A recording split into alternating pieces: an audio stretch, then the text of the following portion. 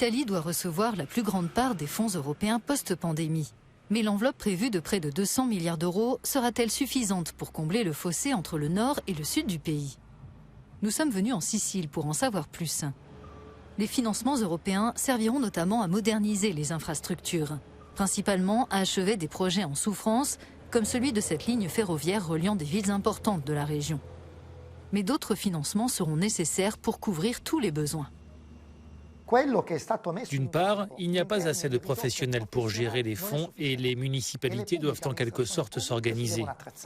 D'autre part, contrairement au plan original, les fonds de relance ne couvriront pas tous les besoins dans le secteur des infrastructures.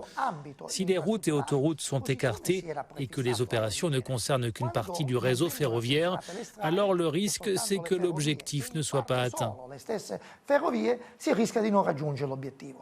La Sicile a déjà touché plus de 230 millions d'euros de fonds européens pour les investir dans le logement, principalement dans l'habitat social. Dans ce quartier populaire à l'extérieur de Catane, ces bâtiments, par exemple, seront rénovés. Parmi les projets financés par les fonds post-pandémie, on trouve des propriétés confisquées par la mafia, comme ce local. C'était un supermarché dans les années 80 qui appartenait à l'une des plus puissantes familles de la mafia locale. Il sera transformé en centre d'aide pour les familles en situation précaire. La réutilisation de cet espace aura un impact significatif sur le quartier.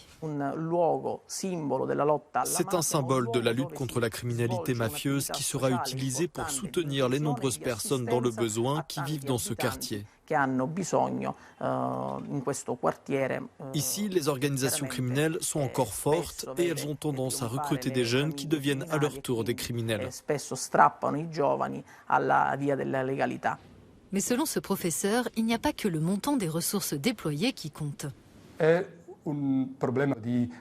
Le problème est de savoir comment transformer ces fonds en résultats concrets.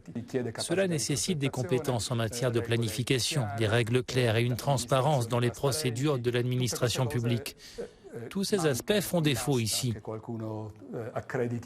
Il ne suffit pas de faire un virement bancaire, ce n'est que le point de départ. Et nous devons montrer à l'Union européenne que nous sommes à la hauteur de la tâche. Nul doute que les lacunes au sein des administrations du sud de l'Italie et plus généralement la question du fossé nord-sud ne seront pas résolues par les seuls fonds européens.